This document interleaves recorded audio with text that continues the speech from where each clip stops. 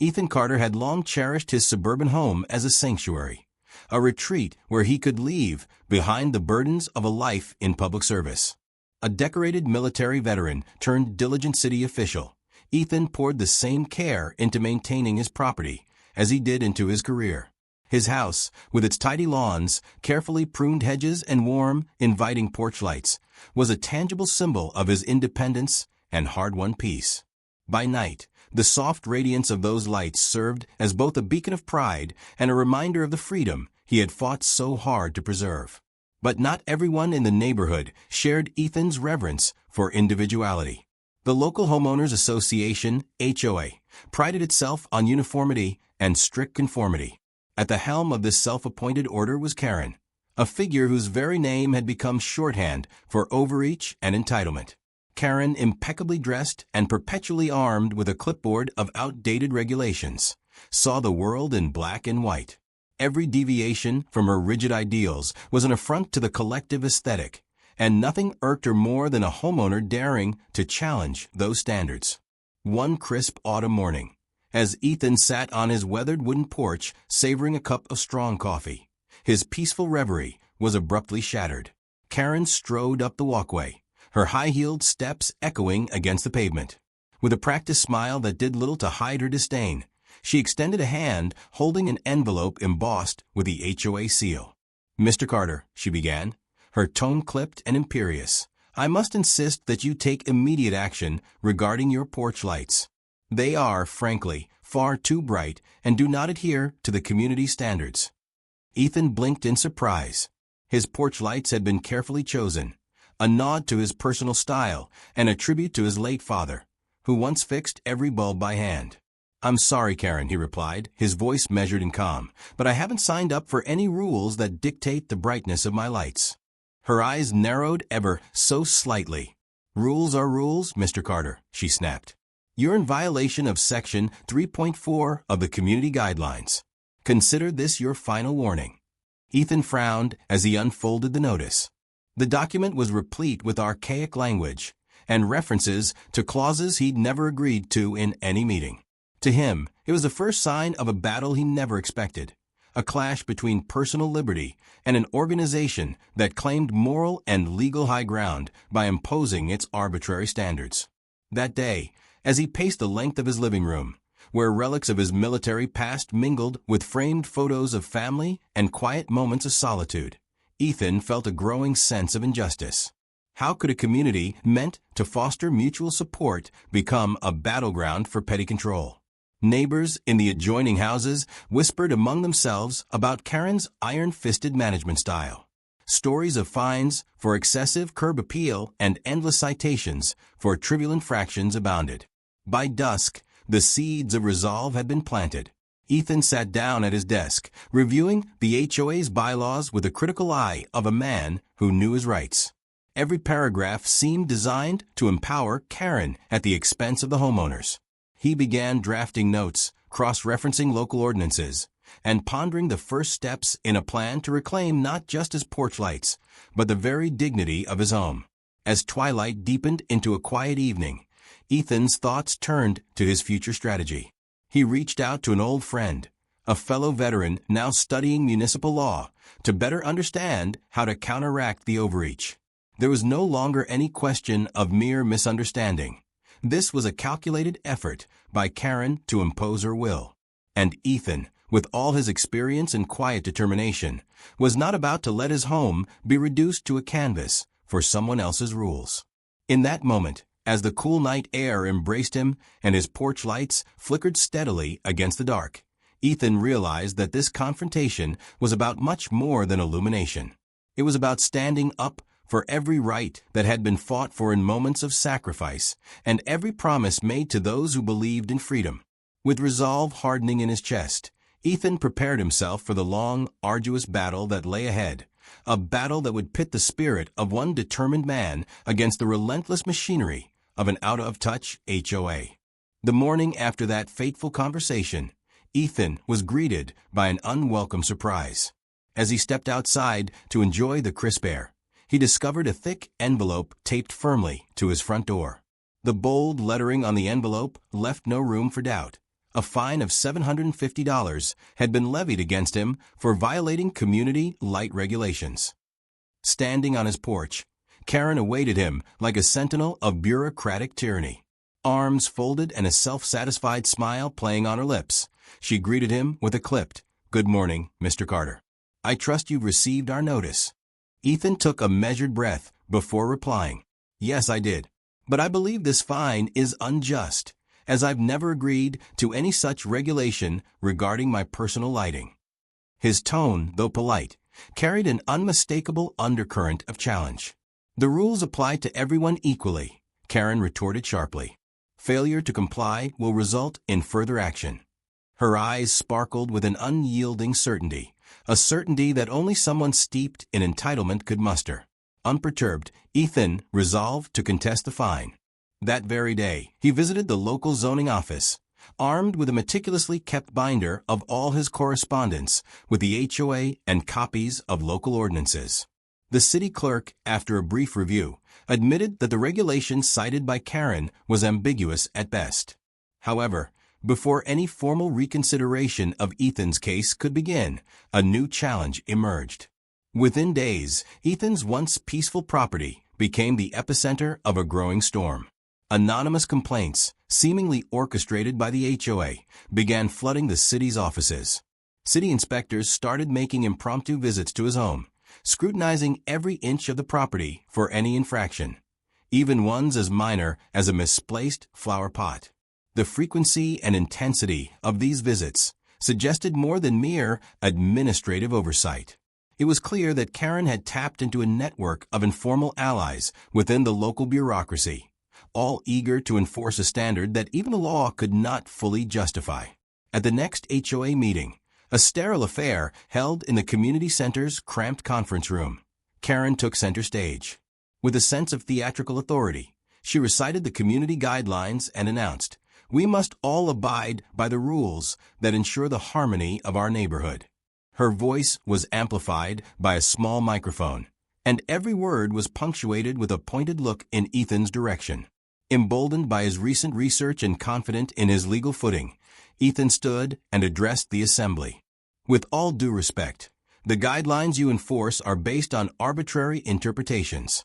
I have reviewed the local ordinances, and there is no provision that supports a fine on a private homeowner for the brightness of their porch lights." A murmur ran through the room.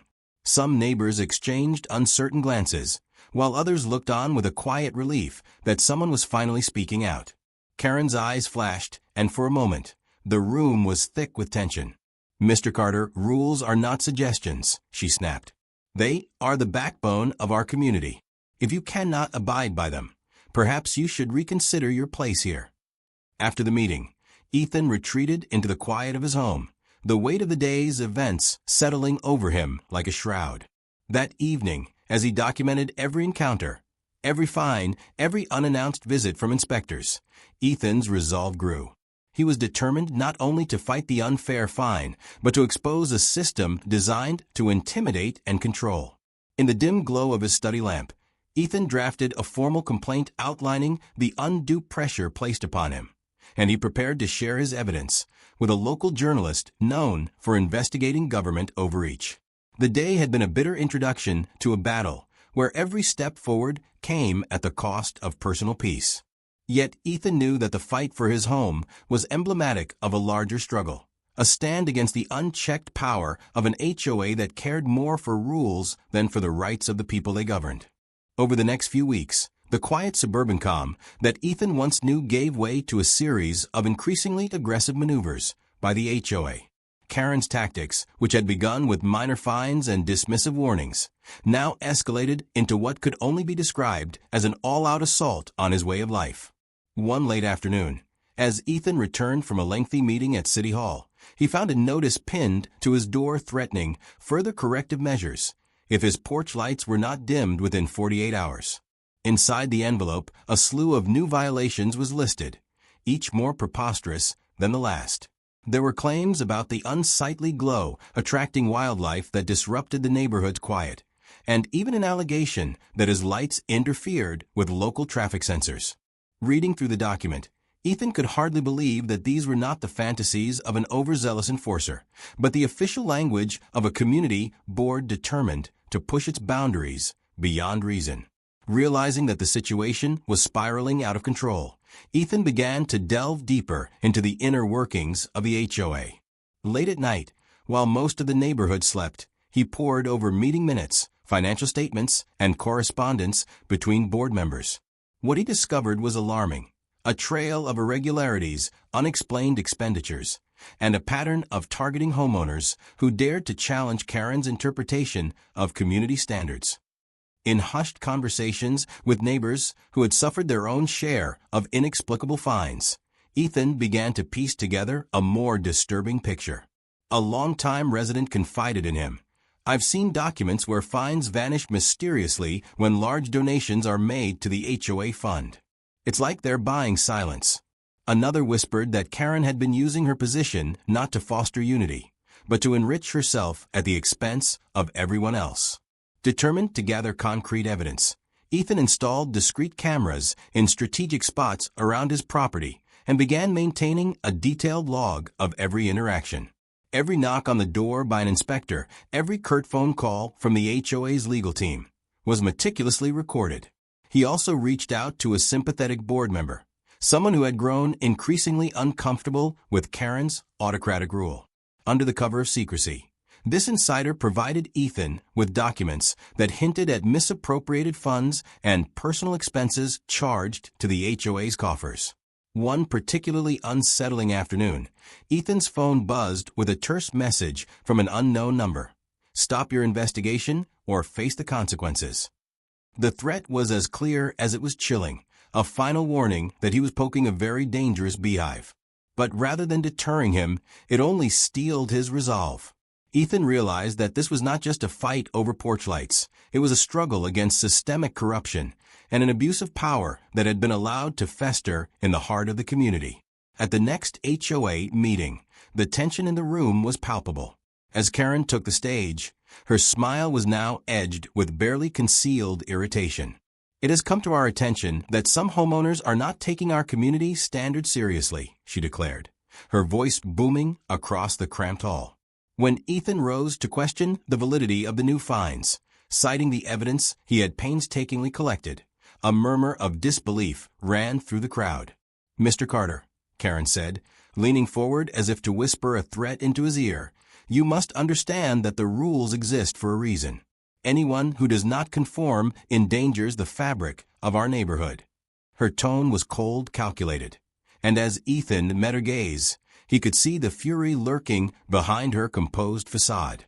Leaving that meeting with more determination than ever, Ethan began drafting a plan to take legal action, not only to defend his own rights, but to shine a light on the rampant abuses occurring under the guise of community order.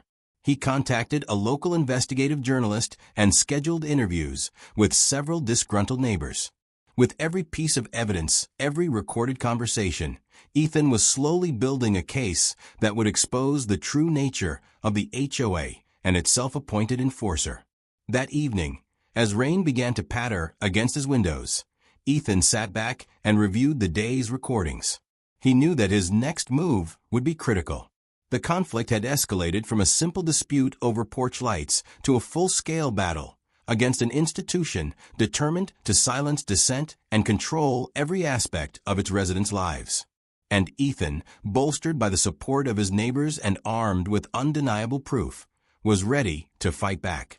One early morning, Ethan awoke to the sound of heavy machinery outside his home. Rushing to the window, he was shocked to see a team of workers beginning to excavate his driveway. A large sign plastered on a nearby fence read, "Sidewalk expansion, mandatory compliance." His heart pounded as he hurried outside, finding Karen standing by the construction equipment with a clipboard in hand. "Mr. Carter, you must understand," Karen said coolly.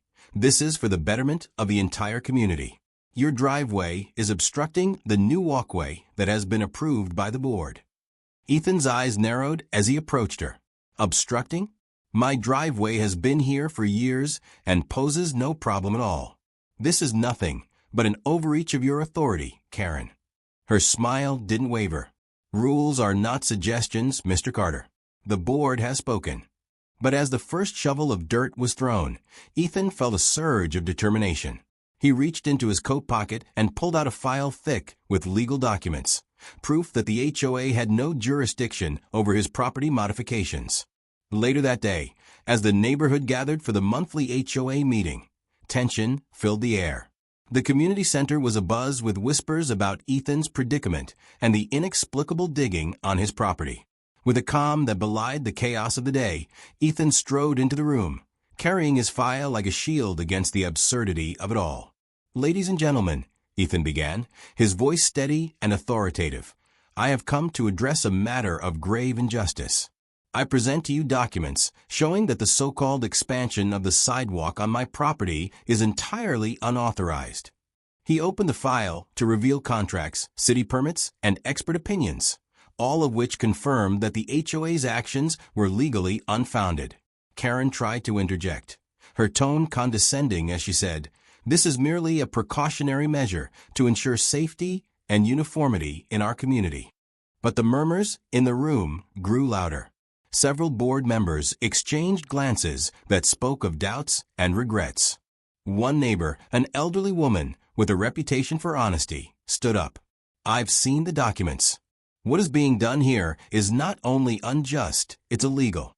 Her words resonated with many in the room. As more residents began questioning Karen's decisions, the atmosphere shifted from one of fearful obedience to determined resistance. Karen's eyes flickered with panic for a split second before she recovered. "This is an isolated incident," she insisted, though her voice wavered. "We all must follow the guidelines for the sake of community order." Ethan's response was measured and resolute. Community order should not come at the expense of individual rights. "I have every right to enjoy my property as long as I abide by the law, and these documents prove that the HOA's actions have exceeded its legal boundaries." The meeting erupted into a heated debate.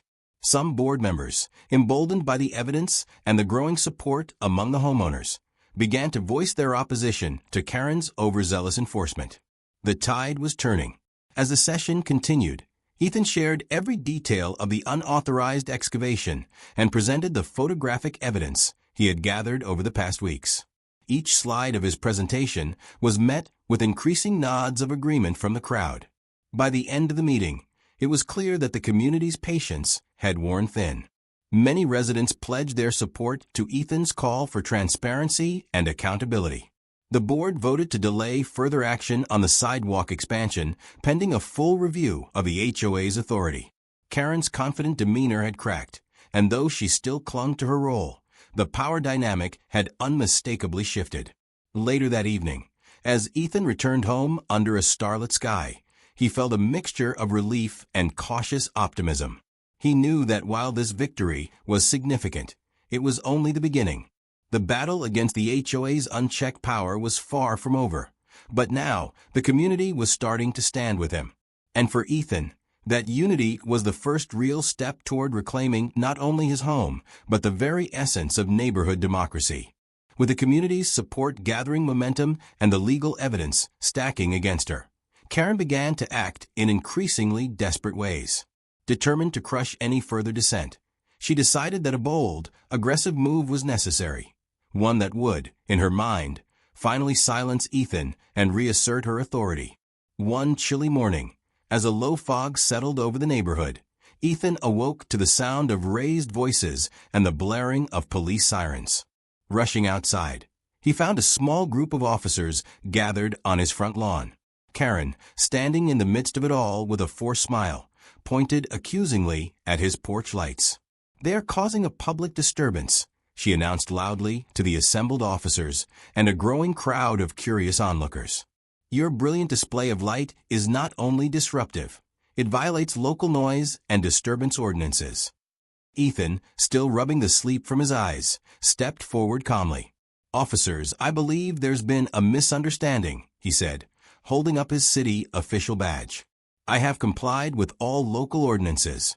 My porch lights are entirely within legal limits." The officers exchanged confused looks as Karen insisted, "I'm calling this a violation." I demand that immediate action be taken." But as the officers began to question the legality of her claim, Ethan calmly produced the evidence he'd collected. City guidelines, inspection reports, and even statements from local officials who had privately acknowledged that the fine and now this public disturbance charge were without merit. The situation reached a boiling point when one of the officers, clearly irritated by the theatrics, remarked, "Ma'am, if you have no evidence, you must allow Mr. Carter his property rights." Karen's face reddened with indignation as the officers turned their attention back to Ethan. The brief confrontation ended with the police dismissing the complaint as unfounded, leaving Karen standing amidst the onlookers, her authority visibly shaken. But Karen wasn't finished. In the days that followed, she resorted to a last-ditch effort to regain control. Rumors spread that she had hired a private investigator to dig up incriminating details on Ethan, secrets that could potentially be used to discredit him. One late evening, while Ethan reviewed some documents in his garage, a shadowy figure was caught on his security camera sneaking around the property. The footage, grainy but unmistakable, showed the investigator rifling through Ethan's personal belongings. Realizing that Karen's desperation was reaching dangerous new levels, Ethan decided to expose her tactics. At the next community meeting, now more crowded than ever, with neighbors clamoring for justice, Ethan took the stage once again. He presented the security footage in a dramatic slideshow, each frame underscoring the lengths to which Karen was willing to go to silence dissent. As the images played on the screen, a stunned silence fell over the room. Neighbors exchanged incredulous looks. Even those who had been hesitant to speak out before now found their voices rising in unison. "This is not the behavior of someone entrusted with community oversight," one homeowner declared, anger and disappointment mingling in her tone. "This is a betrayal of trust." Karen attempted to interject, her voice wavering. It was merely a precaution, but her words were drowned out by the mounting chorus of disapproval. The community was united in its outrage, and for the first time, it was clear that Karen had lost the moral high ground. As the meeting drew to a close, Ethan's final words resonated throughout the room. "No one is above the law.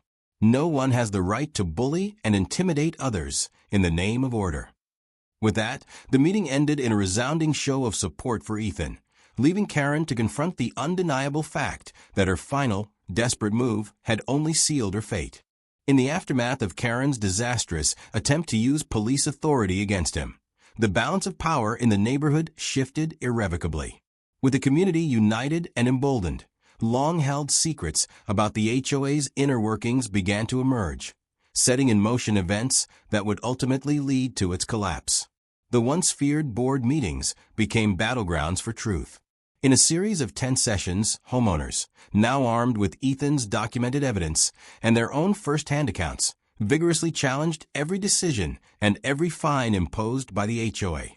One by one, board members who had previously operated in Karen's shadow began to question her authority. "We cannot allow personal vendettas to dictate policy," declared a longtime resident during one particularly heated meeting. "Our community deserves transparency and fairness." It wasn't long before the local press caught wind of the unfolding drama. Investigative reporters flocked to the neighborhood, eager to expose the systemic corruption that had long been hidden behind the veneer of civic order. Front-page headlines and local news segments highlighted the outrageous fines, unauthorized property modifications, and even misappropriated funds, scandals that pointed directly to Karen's mismanagement. Under mounting public pressure, the City Council launched an independent inquiry into the HOA's practices. Public hearings were held where Ethan and several brave neighbors testified against the board's arbitrary actions. The evidence was overwhelming. Financial records revealed large sums being funneled into Karen's personal account, while meeting minutes showed a disturbing pattern of intimidation and rule manipulation. As the investigation unfolded, the board's unity began to crumble. One by one, members who had once supported Karen distanced themselves, expressing regret for their involvement in what many now saw as an abuse of power. In a dramatic vote of no confidence, the community overwhelmingly agreed to remove Karen from her position as the HOA president. The decision was announced in a packed town hall meeting, where the cheers of vindicated residents echoed off the walls. In the days that followed, Karen's personal life began to unravel as well. Her once stately home, a symbol of her authority, was put on the market as the board sought to distance itself from her legacy of corruption. Rumors of financial mismanagement and personal indiscretions spread like wildfire, further tarnishing her reputation. Neighbors recalled instances of petty fines and arbitrary decisions with disbelief, now understanding that those actions were merely symptoms of a much larger problem, a system rigged to favor a single, entitled individual. Ethan, who had emerged as the unlikely hero of the community, found solace in knowing that justice was finally being served. In quiet moments on his porch, he watched as the remnants of the HOA's oppressive regime were dismantled piece by piece. The city's investigation resulted in substantial fines against the HOA, and plans were set in motion to overhaul its governance entirely. One sunny afternoon, as the neighborhood gathered for a community barbecue, a long-forgotten tradition revived in the wake of recent events, Ethan noticed a subtle change in the air. Neighbors laughed freely, exchanged stories of past grievances, and even playfully referenced the infamous fines with wry smiles. The oppressive shadow of Karen's rule had finally lifted, replaced by a sense of unity and empowerment. For Ethan, the victory was bittersweet. He had fought a long, arduous battle, and while the HOA was being held accountable for its misdeeds, the scars of those turbulent months remained. Yet he took comfort in the knowledge that the community had reclaimed its voice, a voice that would never again be silenced by arbitrary rules or the whims of a single, overzealous enforcer. In the weeks that followed the dramatic ouster of Karen, the fallout from the HOA's mismanagement continued to reverberate. The independent investigation had revealed widespread abuse of power, and legal action was swiftly set in motion. Homeowners, emboldened by their newfound solidarity and supported by the evidence painstakingly gathered by Ethan, joined forces to file a class action lawsuit against the HOA. The legal proceedings were complex and fraught with tension. Courtrooms became arenas where the community's collective grievances were laid bare. Attorneys on both sides exchanged heated arguments over the interpretation of the HOA's bylaws and the legality of the fines imposed. In a particularly memorable session, Ethan took the stand to recount the relentless harassment he had endured, from the unwarranted fines to the invasive inspections and the eventual police involvement over something as trivial as porch lights. His testimony, delivered with quiet dignity and backed by documentary evidence, left the courtroom in stunned silence. As the trial unfolded, the judge ruled that the HOA had acted outside the bounds of its authority. Not only were the fines deemed illegal, but the entire system of enforcement was found to be a flagrant violation of homeowners' rights. The court ordered a hefty fine against the HOA and mandated that its governing structure be reformed entirely. Several board members were called to account for their roles in the abuses, and criminal investigations were launched into the misappropriation of funds that had enriched Karen at the expense of the community. The legal victory was resounding, and for many homeowners, it symbolized a turning point. In a final act of defiance against the culture of intimidation, Ethan spearheaded an initiative to educate residents about their legal rights and how to stand up against arbitrary governance. Community workshops were organized, and local media was invited to report on the proceedings, ensuring that the lessons learned from this ordeal would not be forgotten. At one pivotal moment, as the judge delivered the verdict in a packed courtroom, Ethan exchanged a glance with a fellow homeowner. In that silent look was the acknowledgement of a hard-won battle, a recognition that the community's fight against corruption had set a precedent that would protect the rights of every resident in the future. The legal consequences imposed on the HOA served as a stark reminder that no institution, no matter how long it had been in power, was above the law. For Ethan, it was a bittersweet vindication, a reminder that while the battle had been long and painful, the principles of justice and fairness ultimately prevailed. With the legal judgments against the HOA now final, and the community rebuilding in the aftermath of systemic abuse, Karen's personal life began its own dramatic unraveling. Once seen as the unassailable arbiter of community standards, Karen was now forced to confront the consequences of her actions. Public opinion, once tacitly complicit in her overreach, turned swiftly and decisively against her. Within weeks of the court's ruling, news of Karen's financial mismanagement and personal indiscretions spread throughout the community. Neighbors recalled the numerous petty fines and arbitrary decisions with a sense of disbelief. Each served as a reminder of how power had corrupted her. Her lavish home, once a symbol of authority, was now listed for sale. The facade of perfection that she had maintained for years crumbled under the weight of legal and social scrutiny. One autumn afternoon, while Ethan was tending to his garden, he caught a glimpse of Karen as she struggled to manage a for sale sign in front of her house. It was a stark, almost surreal sight. The woman who had once commanded respect was now visibly defeated, her eyes downcast, her posture defeated. Rumors swirled that her husband had filed for divorce amid the turmoil, and even her once loyal friends in the HOA had distanced themselves, unwilling to be associated with her disgrace. At a community meeting held to celebrate the neighborhood's newfound unity, Ethan, observed from the back of the room as a once prominent figure in local affairs, now reduced to a cautionary tale, appeared briefly before quietly departing. "I hope you like following the rules," Ethan murmured under his breath, a quiet note of poetic justice in his tone. In that fleeting moment, the reversal of fortunes was complete. The enforcer of oppressive rules was now a reminder of the dangers of unchecked power. For Karen, each day became a struggle to come to terms with the personal and professional fallout of her actions.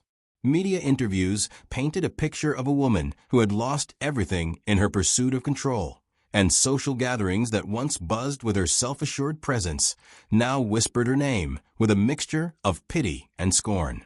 Her reputation, built on a foundation of authority and intimidation, was now in tatters.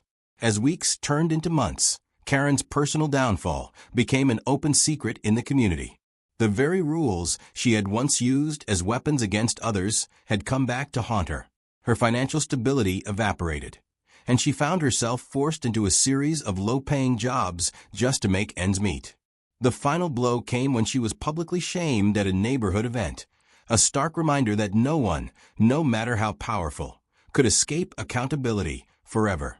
Ethan, while sympathetic to the human cost of such a dramatic fall from grace, recognized that Karen's downfall was a necessary consequence of a system that had long ignored the rights of individual homeowners.